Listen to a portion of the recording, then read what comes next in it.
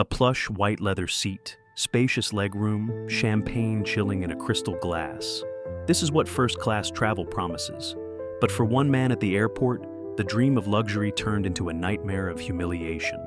He just wanted to upgrade his seat, a simple request, easily granted for most. But for him, it became a blatant act of disrespect, fueled by nothing more than prejudice. Denied an upgrade, dismissed, and demeaned, he endured it all. What this gate agent didn't know, couldn't possibly fathom, was that she was talking down to her boss. Not just her manager, not just a senior executive, but the man who owned the entire airline. Imagine the shock, the instant karma, the devastating realization. This is the story of how one act of prejudice backfired spectacularly, leading to a jaw-dropping moment of truth and a powerful lesson in respect. Get ready to witness the ultimate case of you messed with the wrong person. Airports are a world of their own. Bustling terminals, echoing announcements, and the constant flow of people going somewhere, anywhere. For most travelers, navigating this world can be a mix of excitement and stress. Gate agents are supposed to be the helpful faces in this often chaotic environment, there to guide passengers and smooth out any bumps in their journey. But sometimes, even a simple interaction at the gate can turn sour, revealing unexpected and unpleasant truths. For Mr. David Thompson, airports were usually a place of business, a necessary part of running a global airline. As the owner and CEO of Global Skies Airlines, he was more accustomed to private jets and VIP lounges than crowded terminals. But today, David Thompson was traveling just like any other passenger. He was going undercover, so to speak. He wanted to see Global Skies from the ground level, to experience it through the eyes of his customers. He wanted to know if the airline he ran lived up to its promises, beyond the carefully crafted marketing campaigns and corporate reports. So, he booked a regular economy ticket for a domestic flight. He wanted the full experience. He arrived at the gate a little earlier than boarding time, not for priority access, but with a genuine question in mind. Were there any first-class upgrades available? It was a long cross-country flight ahead of him, and he thought it would be a good opportunity to assess the upgrade process firsthand from a customer's perspective. He approached Gate 22, ready to speak to the agent, completely unaware of the discriminatory encounter that awaited him. Behind the counter at Gate 22 stood Sarah Jenkins, a Global Skies gate agent. To the casual observer, she presented a picture of professional efficiency, crisp uniform, neatly styled hair, and a practiced smile for approaching passengers. But beneath the surface, Sarah harbored a set of ingrained biases, prejudices that subtly, and sometimes not so subtly, dictated her interactions, especially with passengers of color. When Mr. Thompson approached her counter, Sarah barely glanced up from her computer screen. Her expression was already set in a mold of impatience, a subtle sigh escaping her lips as she acknowledged his presence with minimal eye contact. "Next," she said, her voice flat, devoid of any warmth or welcome. Mr. Thompson stepped forward, maintaining a polite and professional demeanor. "Good morning," he began, his tone friendly. "I was wondering if there are any first-class upgrades available for this flight?" Sarah's fingers paused on the keyboard for a fraction of a second, but her eyes remained fixed on the screen. "Upgrade?" she repeated, the word laced with a hint of disdain, as if the very concept was absurd. "Do you have a first-class ticket?" "No, economy," Mr. Thompson replied, still keeping his tone even. "But I was hoping to inquire about purchasing an upgrade if there are seats available." This time Sarah did look up, but it wasn't to offer assistance or check availability. Her gaze raked over Mr. Thompson, a slow, appraising scan from his shoes to his face. Her polite facade crumbled, replaced by an open display of dismissiveness. Her lips curled into a tight, almost imperceptible sneer. "Sir," she said, her voice now dripping with condescension, "first class is fully booked." It was a blatant, easily disproven lie, but she delivered it with an air of finality, as if daring him to question her. "And even if it wasn't," she continued, emphasizing the word, "upgrades are for our valued frequent flyers, not for economy passengers just asking at the last minute." Her words hung in the air, heavy with unspoken assumptions. It was clear to Mr. Thompson, and would have been to any objective observer, that Sarah wasn't just stating airline policy. She was making a judgment, a prejudiced assessment based on his appearance, his race, and her preconceived notions of who deserved to sit in first class. She wasn't simply denying an upgrade, she was denying him basic respect and courtesy, revealing a deep-seated bias that was about to have significant consequences. Mr. Thompson, though taken aback by Sarah's blatant rudeness, remained outwardly calm. Years of navigating boardrooms and high-pressure negotiations had equipped him with a steely reserve, a practiced ability to control his emotions even when faced with blatant disrespect. He understood what was happening. It wasn't about first-class seats or airline policy. It was about something far more insidious. He decided to observe, to let the situation unfold, to see just how far Sarah Jenkins would take her prejudice. "I understand," Mr. Thompson replied, his voice still measured and polite, carefully choosing his words. "But I was under the impression that sometimes upgrades are offered if there are unsold first-class seats closer to departure." He offered a reasonable, factual counterpoint, hoping to appeal to some semblance of professional protocol. Sarah scoffed, rolling her eyes as if dealing with an incredibly dense and bothersome individual. "Look, sir," she said, her voice rising slightly, bordering on exasperated. "I don't have time for this." She leaned forward, lowering her voice as if confiding in a fellow employee within earshot of Mr. Thompson, the effect deliberately humiliating. "First class is not for everyone." She paused, letting the words hang in the air, then added with a pointed, cutting edge, "Maybe next time, book the ticket you can afford." The microaggression was unmistakable. The implication was clear. People like you don't belong in first class. People like you can't afford it. People like you should know your place. Sarah punctuated her insult with a dismissive wave of her hand, turning her attention away from Mr. Thompson as if he had ceased to exist. She then proceeded to demonstrate an almost theatrical shift in demeanor as other passengers approached the gate. A young white woman approached the counter, inquiring about seat assignments. Sarah's face instantly transformed. A wide, saccharine smile bloomed across her face, her voice becoming suddenly warm and solicitous. "Of course, darling. Let me see what I can do for you," Sarah cooed, her tone a complete 180 from the icy dismissal she had just directed at Mr. Thompson. She tapped away at her keyboard, her fingers flying with apparent eagerness to assist. "Oh, look," she exclaimed, her voice bright and cheerful. "I managed to find you a window seat. Is that all right?" To another white family with young children, she offered complimentary bottles of water and coloring books, engaging in light, friendly banter, her laughter ringing out. A stark contrast to the cold silence she had imposed on Mr. Thompson. Each act of exaggerated politeness towards the white passengers felt like a deliberate jab, a calculated effort to further highlight Mr. Thompson's perceived otherness and reinforce her prejudiced assumptions. Throughout this blatant display of discriminatory behavior, Mr. Thompson stood patiently at the counter, observing everything, his expression remaining calm and unreadable.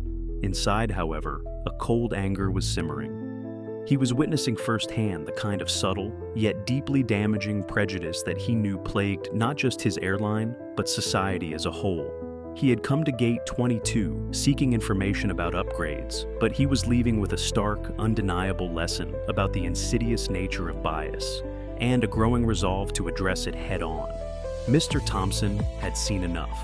The blatant discrimination, the dismissive insults, the sheer audacity of Sarah Jenkins's prejudice, it was all undeniably clear. He had his answer. It was time to move from passive observer to decisive leader. With a slow, deliberate movement, he reached inside his blazer.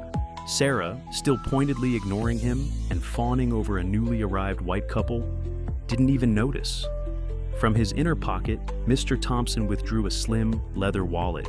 He opened it calmly, revealing a gleaming identification badge. It wasn't a passenger boarding pass, nor a frequent flyer card.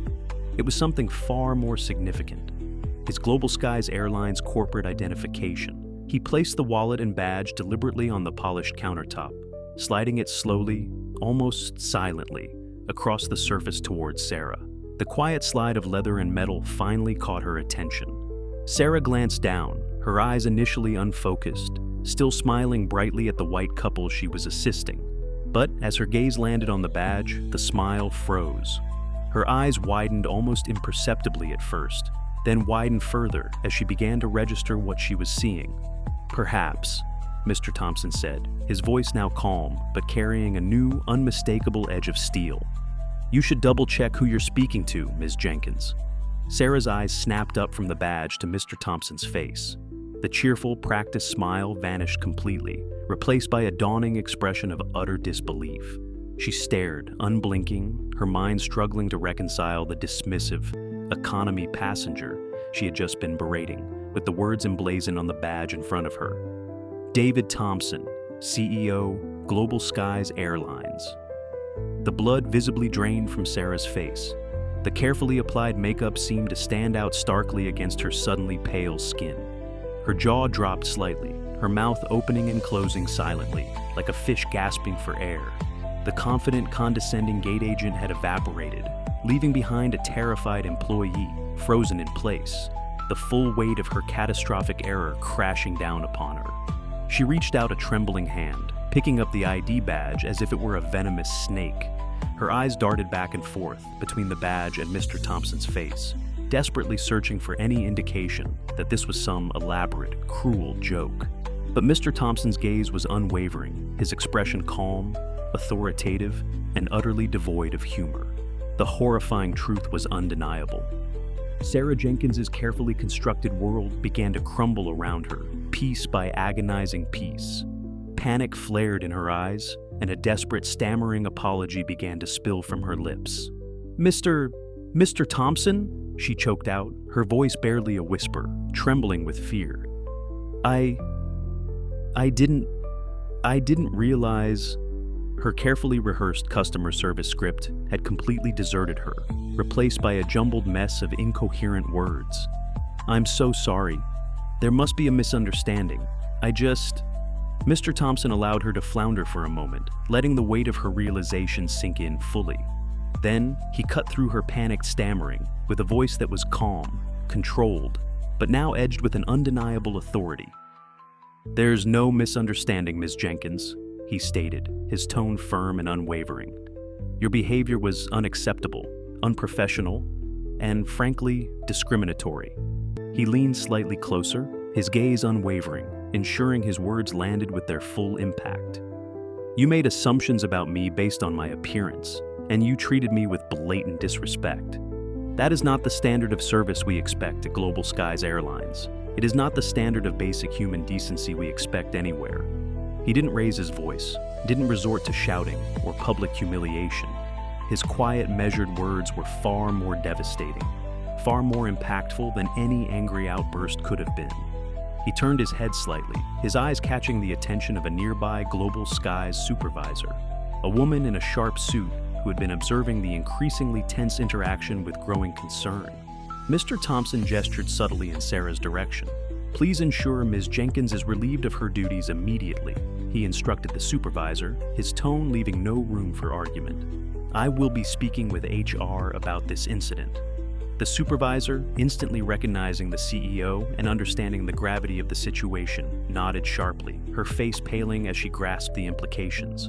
She moved swiftly towards Sarah, placing a hand gently but firmly on her arm. Sarah watched, paralyzed by a mixture of fear and disbelief, as her career imploded before her very eyes, right there at Gate 22, in the full view of a growing audience of stunned onlookers. Nearby gate agents, initially engrossed in their own tasks, had stopped what they were doing, their eyes wide with shock and apprehension as they witnessed the unfolding drama. Passengers, too, were craning their necks, whispering amongst themselves, sensing that something significant, something dramatic, was taking place. As the supervisor gently guided a completely shell-shocked and utterly defeated Sarah away from the counter, Mr. Thompson took a slow, deliberate breath, regaining his outward composure. He straightened his jacket, adjusting his tie with a practiced movement. The immediate matter was handled. Justice in its most immediate form had been served. He then turned and walked with quiet authority towards the gate entrance, ready to board his flight, leaving behind the stunned silence and the lingering shockwave of his brief but impactful intervention at Gate 22. The incident at Gate 22 resonated far beyond the immediate dismissal of Sarah Jenkins. For David Thompson, it wasn't just about punishing one prejudiced employee. It was about addressing a deeper, systemic issue within Global Skies Airlines and ensuring that such blatant discrimination would not be tolerated at any level of his company. He understood that true change required more than just individual accountability. It demanded a fundamental shift in corporate culture and operational practices. Immediately upon his return to headquarters, Mr. Thompson initiated a series of sweeping reforms. He mandated comprehensive diversity and inclusion training for all Global Skies employees, with a particular emphasis on customer-facing roles. These weren't just perfunctory online modules. They were intensive, interactive workshops designed to challenge unconscious biases, promote empathy, and equip staff with the skills to provide truly equitable and respectful service to every passenger, regardless of their background or appearance.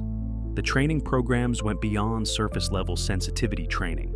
They delved into the subtle ways prejudice could manifest in everyday interactions, microaggressions, biased assumptions, and the impact of unconscious stereotypes. Employees participated in role-playing exercises, analyzed real-life case studies, and engaged in open and honest discussions about race, bias, and the importance of creating an inclusive environment for both passengers and colleagues. Mr. Thompson also implemented stricter oversight mechanisms to monitor customer service interactions. He introduced anonymous audit programs where trained observers would evaluate gate agents and other frontline staff based on their interactions with passengers, ensuring adherence to the new standards of respect and inclusivity. He also enhanced passenger feedback systems, making it easier for customers to report instances of discrimination or bias, and ensuring that these reports were taken seriously and thoroughly investigated. Internally, Mr. Thompson addressed the entire company through a powerful video message. In it, he spoke candidly about his personal experience at Gate 22, emphasizing that while it was personally upsetting, it had also served as a crucial wake-up call. He reiterated Global Sky's unwavering commitment to equality, stating in no uncertain terms that discrimination of any kind would not be tolerated within the airline. He stressed that true excellence in customer service meant treating every passenger with dignity and respect, and that this principle was non-negotiable. These changes weren't merely cosmetic or performative. They were deeply embedded into the fabric of Global Sky's Airlines, signaling a genuine commitment from the very top to foster a culture of inclusivity, respect, and fairness for all who flew with them. The incident at Gate 22, though born of prejudice, ultimately became a catalyst for positive, lasting change, transforming Global Sky's Airlines from the inside out. For Sarah Jenkins, her prejudice at Gate 22 proved to be a career-ending mistake, a harsh lesson learned in the most public and humiliating way possible. But her individual downfall became the unexpected catalyst for a much larger positive shift. Mr. Thompson's experience, though rooted in blatant discrimination, ultimately led to meaningful and lasting change within Global Sky's Airlines. He transformed a moment of personal offense into an opportunity for systemic reform, ensuring that countless future passengers would be treated with the dignity and respect that Sarah Jenkins had so casually denied him. This story serves as a powerful reminder that prejudice often hides in plain sight, sometimes masked behind a uniform, a smile, or a veneer of authority. It underscores the danger of making assumptions based on appearances and the devastating consequences of allowing bias to. But perhaps the most important takeaway is the enduring value of respect. Treating everyone with dignity, regardless of their background, their status, or the ticket they hold, isn't just good customer service, it's fundamental human decency. And as Mr. Thompson demonstrated, true leadership isn't just about owning the company, it's about owning the responsibility to create a culture of fairness and equality for all. Have you ever witnessed or experienced similar acts of prejudice fueled by assumptions? Share your own stories and thoughts in the comments below. Let's continue the conversation about respect, accountability, and building a more equitable world, one interaction at a time. And if you believe in stories that challenge us to think and inspire us to be better, remember to subscribe for more content like this.